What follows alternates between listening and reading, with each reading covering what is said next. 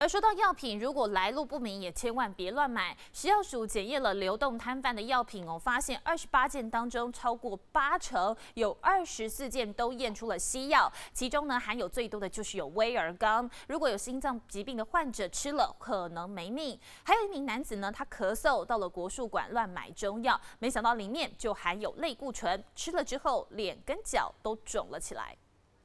桌上琳琅满目的中药，有药粉、药丸，还有药包。这些中药通通都是被食药署验出掺有西药成分。之前就有男子因为咳嗽到国术馆买药吃，没有想到后来脸肿、脚也肿。送验之后才发现，国术馆的中药竟然含有9种西药。解热镇痛的剂就有2种类，好，然后抗组织胺，好，镇咳剂就有2种，好，然后还有利尿剂、类固醇，还有中枢神经的兴奋剂。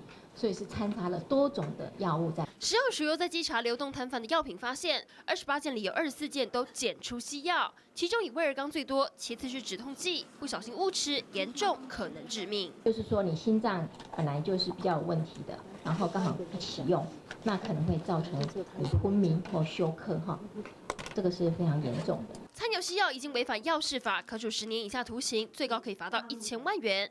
食药署提醒，通常掺有西药的中药，90%都是来自国术馆、青草店。